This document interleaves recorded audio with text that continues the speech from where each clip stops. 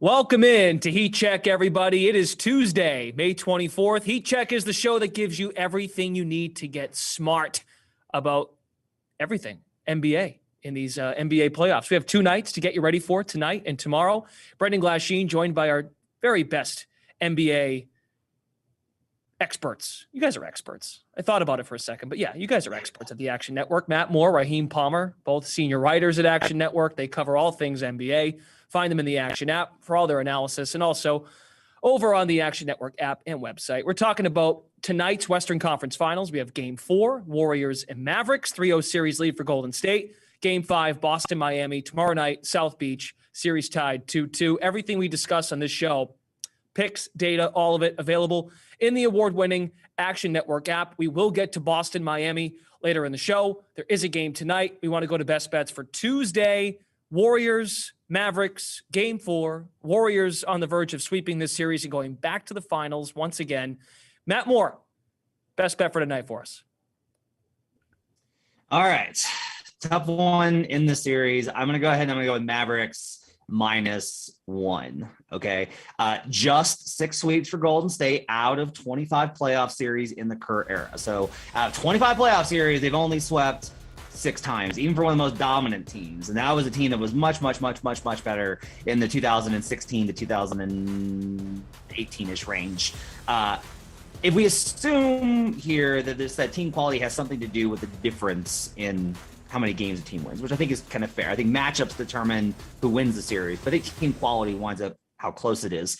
Are the Mavs that much worse than the Grizzlies, who went to 6 without Ja Morant? And even the Nuggets, who went to 5. Like, the Nuggets took a game off of them in the first round. Do we really think that the Mavericks are that much worse than those teams? I think they're probably on the level of those teams. I think they're worse than Memphis, but I do think that they're on the level of those teams at the very worst. So I think that there's probably some value here on the Mavericks. Also, look, to be perfectly honest with you, Golden State in this spot usually is like, look, we pushed really hard to get game 3. We've ended the series. Is over. No one comes back from down 3-0. We're just going to go in there. If we hit shots, great. If we don't, you can get that final one in front of your home crowd, wave everybody goodbye, and we'll go ahead and finish this out at Chase Center. They've done that before, most notably in 2015 in their first title run. I think there's some symmetry there with that team versus the Rockets facing a team from Texas. There's a little bit of a comparison here. Also, to be quite honest with you, I don't know if you guys remember this. Maybe you didn't. I took to win this. Oh, that's right.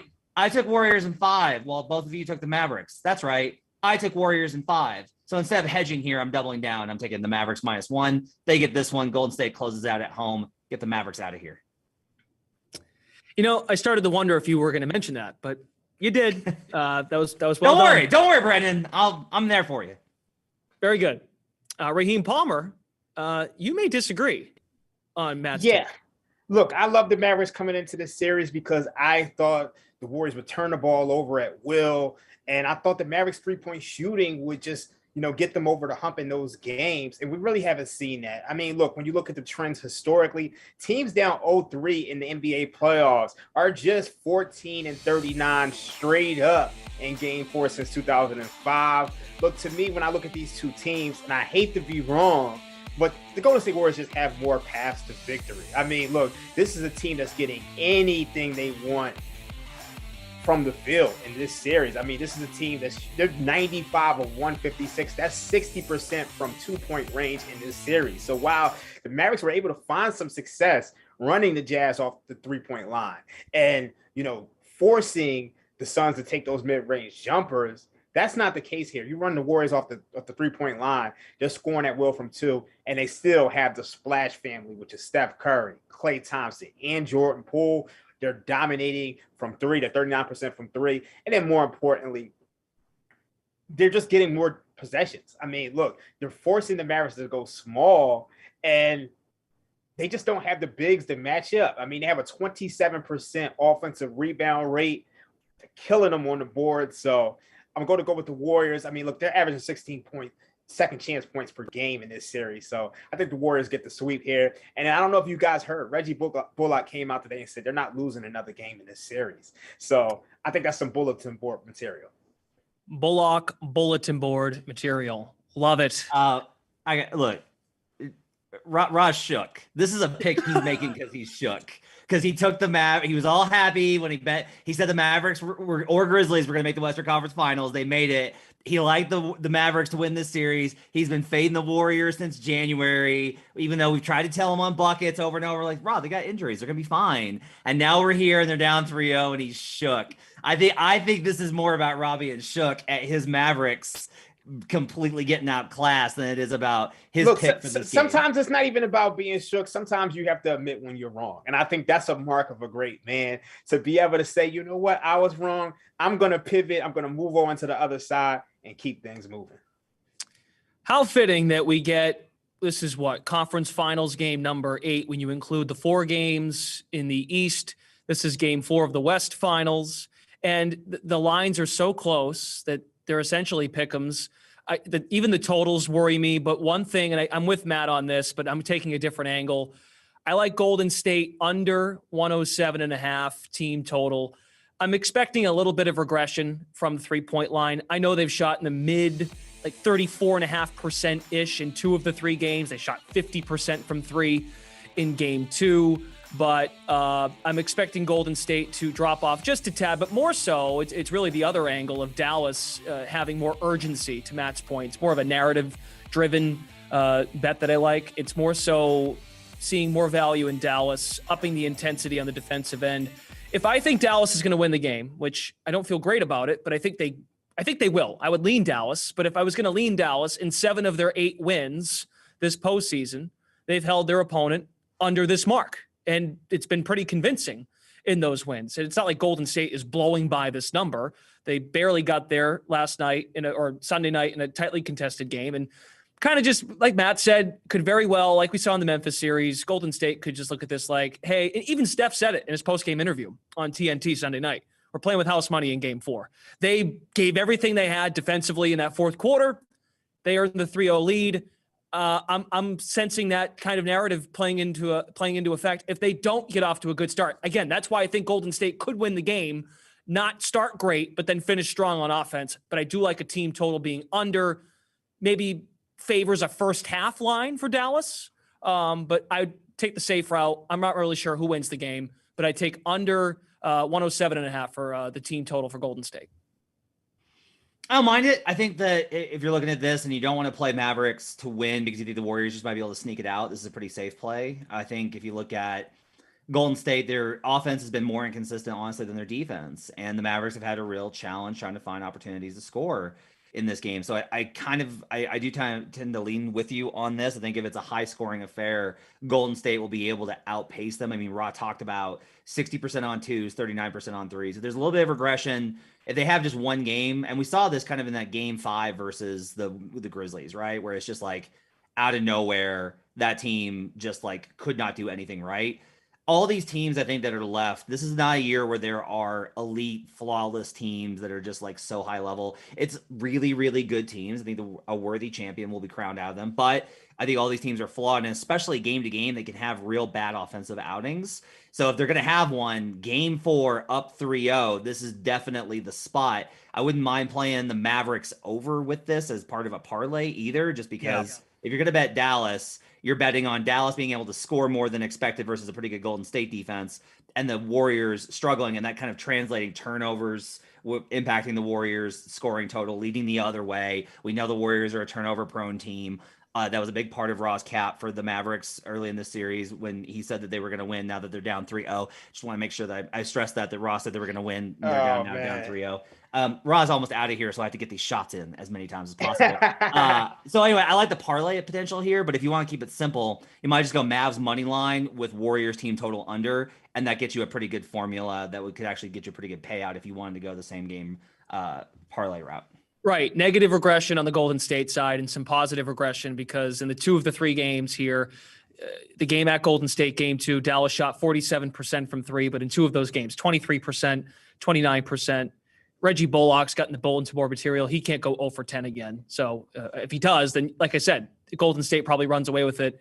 But they could very well get off to a slower start. I'm banking on Golden State not starting great. And then maybe they catch up. And like you said, Matt, maybe they squeeze it out, but don't get quite to what they've averaged, which is in that 110-ish range scoring wise. Okay, very good.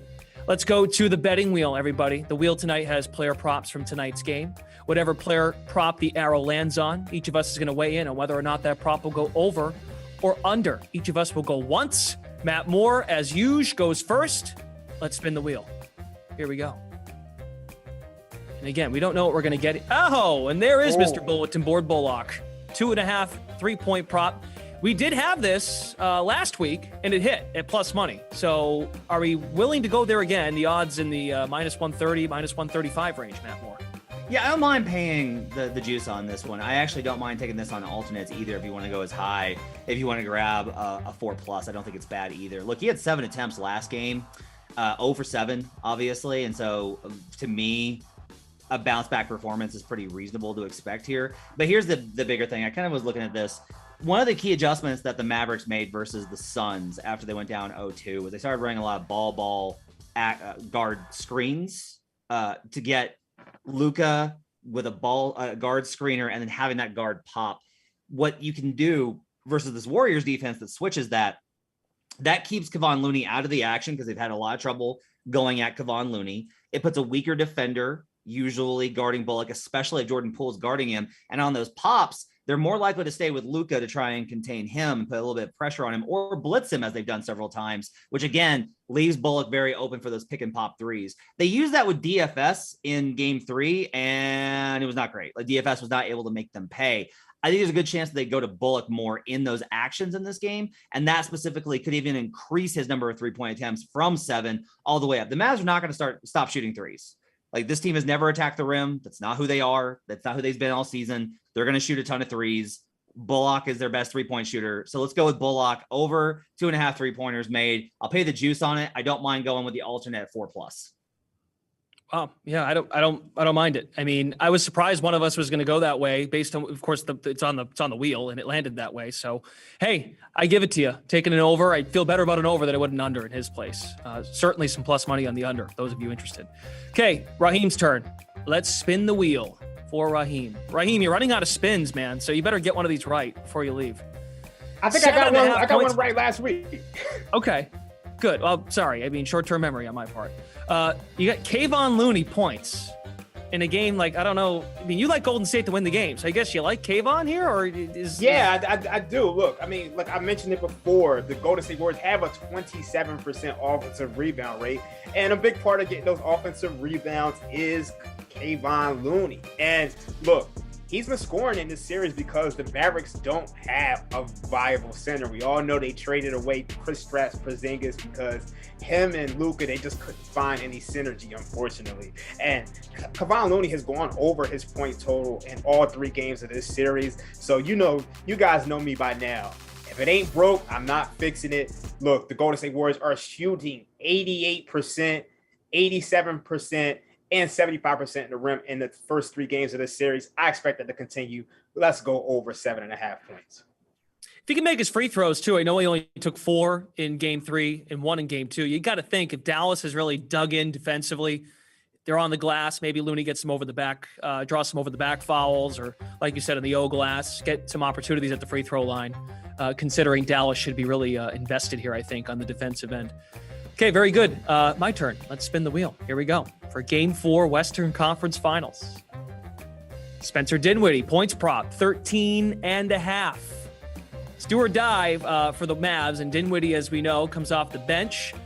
I think an over here is the right call on Dinwiddie. Has been pretty productive here coming off the bench. Volume's been there for sure. I mean, you go back to the Game 7 against Phoenix. That was kind of his takeoff game in terms of his impact for this team. He's hit over this number in 4 of the last 5 playoff games, going back to Game 6 of the West semis.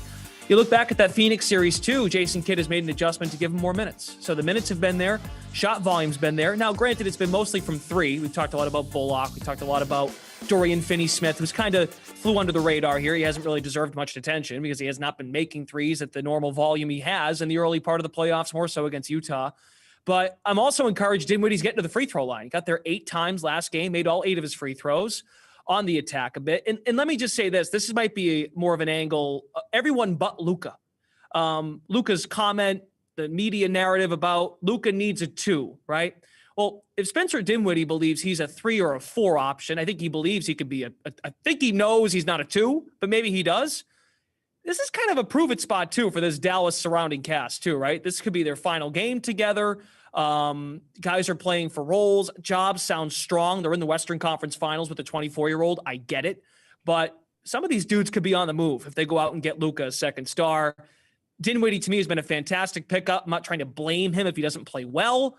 But if Spencer Dinwiddie is the guy he thinks he is, and he thinks he was the right guy Dallas should have dealt for, he'll leave it all out there. So I like Spencer Dinwiddie to fill up the stat sheet a bit more so in the score column. I don't mind it. The line I think is really short there at 13.5, just based off of usage. He's going to get a lot of looks there, and you're only paying the extra nickel on it. I think it's a really good price, honestly, for looking at where Dinwiddie's role is in this. I think the only kind of like counter might be, is this just going to have to be everything on Luka? Is this just going to have to be like Luka just plays 45 minutes and tries to take every shot and tries to score 60? And if his usage is that high, does that leave enough left over for Spencer Dinwiddie? But at that number, I can't argue with it. I also think if you're the Warriors, we talked kind of about this, right? If it's a high scoring game, the Warriors are still comfortable in that. They feel like they can win a shootout up and down the floor. If it's a fast paced game, that's their comfort zone. So even if you still like the Warriors here, Dinwiddie hitting the over, Bullock hitting the over on threes, both those are possible, and Golden State still wins. So I think this covers you from most of the angles. I like the over at the spot at 13.5. It's a good call, Brendan.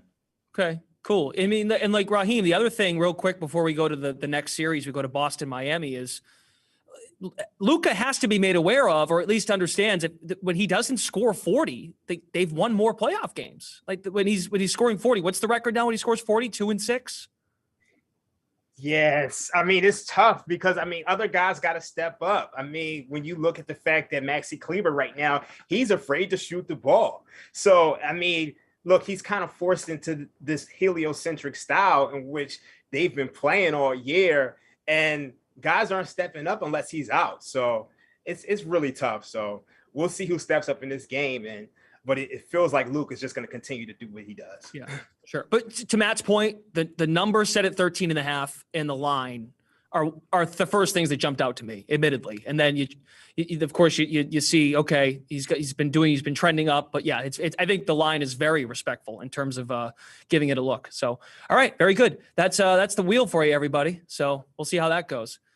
Wednesday best bets. We've got Celtics Heat game 5. Every game has been lopsided, but going into the game, you're like, what in the world's going to happen here? And both teams are banged up, in and out of the lineup. Guys are in and out of the lineup. Miami didn't have to really, guys that did end up playing who warmed up didn't play much because it was such a lopsided game.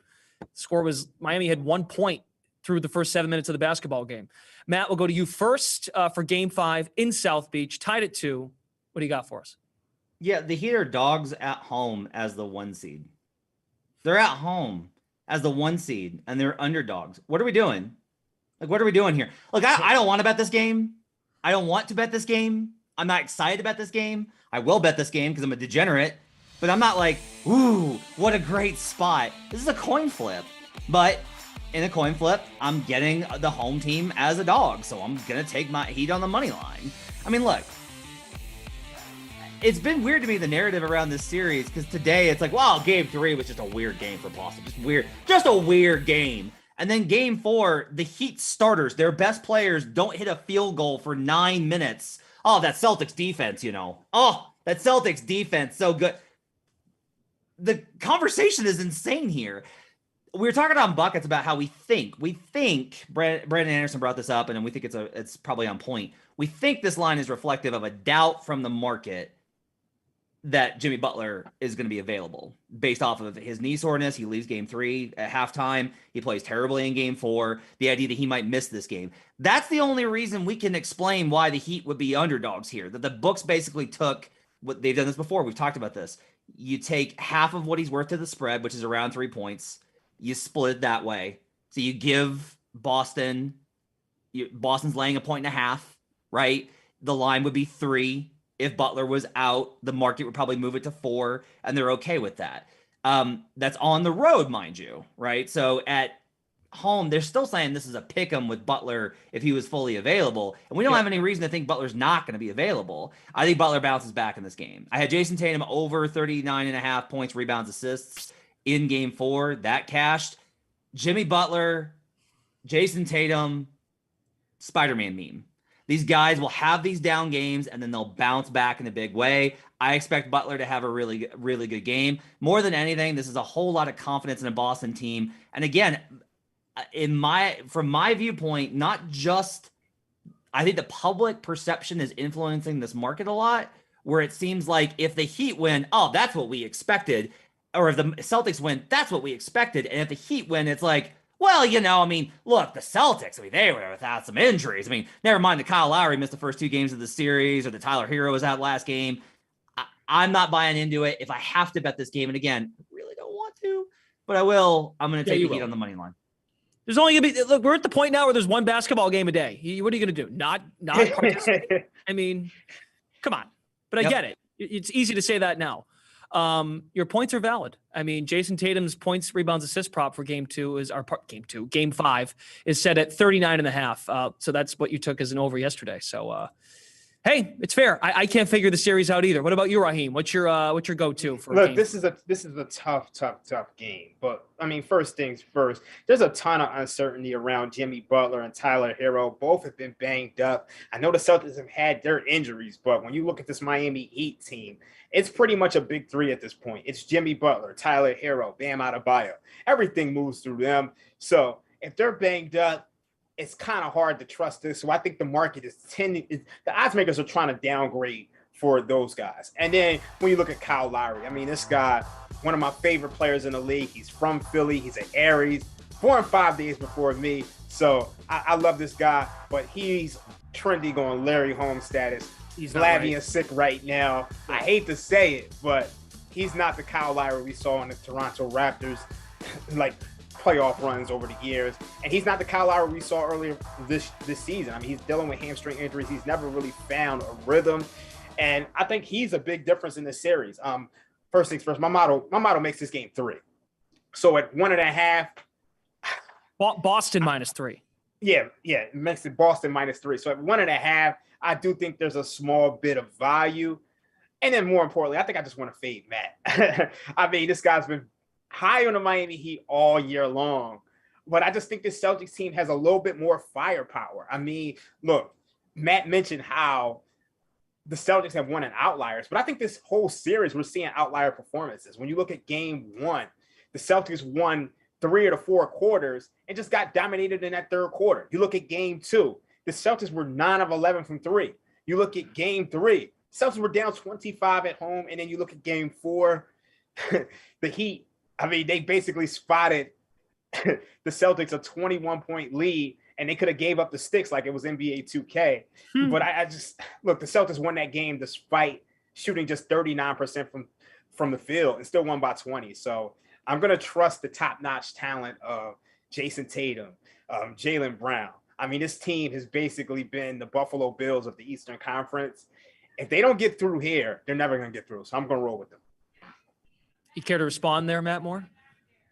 I just had this conversation with Ra on Buckets, our podcast, which you can download right now. Ra, I will just ask you, I know what your number says. I know what you got on the board.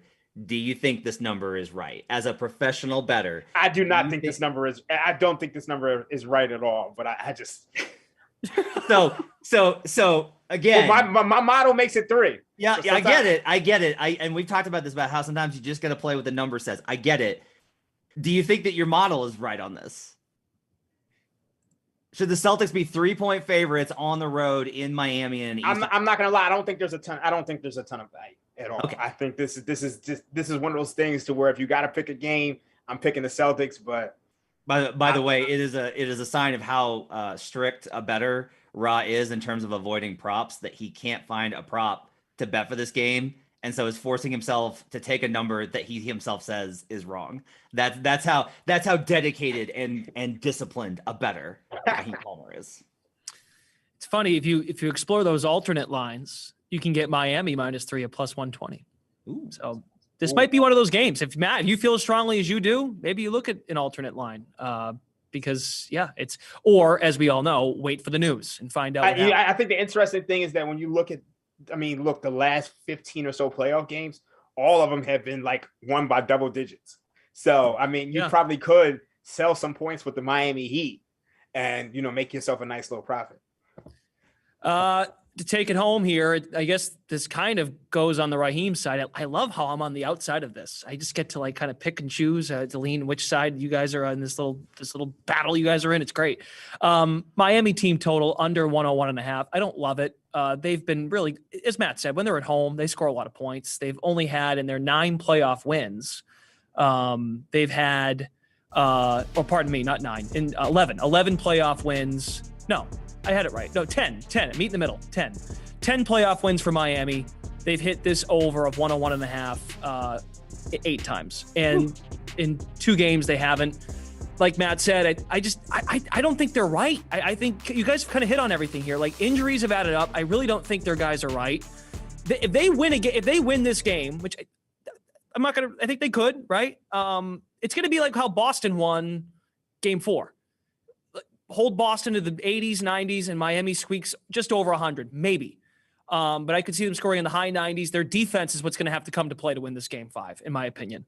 And I will add, I know Matt is going to mock me because of what he already kind of did. So he already kind of got ahead of it. But the Celtics played really good defense without the defensive player of the year in game 4. They looked pretty connected without the guy. Robert Williams played, Brendan. Marcus Smart can be overrated at times. I agree, but with no Smart, I don't know.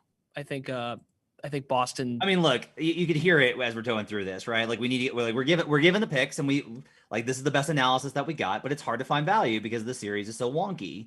The real thing, we kind of talked about this on buckets, is all 3: Brandon Anderson, Raheem Palmer, myself, and I'm sure Brendan, you would agree with this. Regardless of game 5 outcome, Celtics in game 6 is the play. Right? Yes. They lose, they're not losing game 6 at home. They win, they're probably closing this out at home in game 6. This to me is like the season for Miami is in this game, because I don't think they get out of Boston if they lose this game. So like Boston game 6 is probably the best play on the board, but we don't have heat check that day. So here we are at this spot. I will say on the under of team total 101.5. My only thing is that the number is just so low. It is. And pace in the series has been up and down. A lot of this comes down to, if you're taking the Miami team total under, go ahead and take Boston with it. And the reason I say that is the only way that they go under this number, Brendan, I really think, is if Boston doesn't turn the ball over. And if Boston doesn't turn the ball over, they're 15-2 in the playoffs. They're 15-2 in the playoffs, or not 15-2. Their number is like 10. It's 10-2. They're 10-2 in the playoffs when they have 15 or fewer turnovers. Got it. Okay. That's the number that's been thrown around Celtics Twitter. So for me, if you like the under, that means the Heat are not getting easy buckets.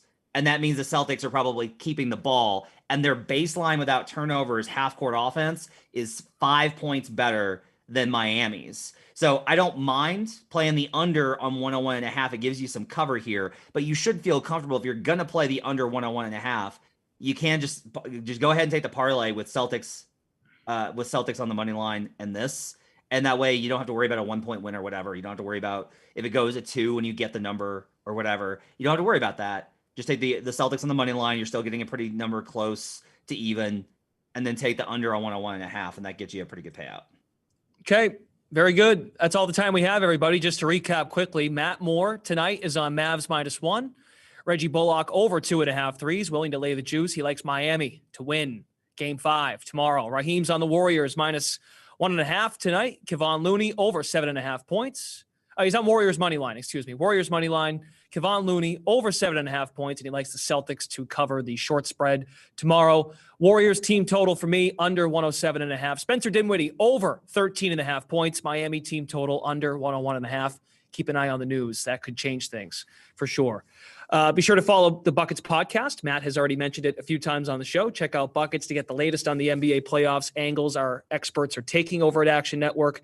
That's going to do it. Thanks to Raheem Palmer for all his work, as always, on Heat Check. Matt Moore as well. Brendan Glasheen. Best of luck, everyone, tonight, tomorrow. Heat Check will join you again very soon as these NBA playoffs roll on. We'll see you next time.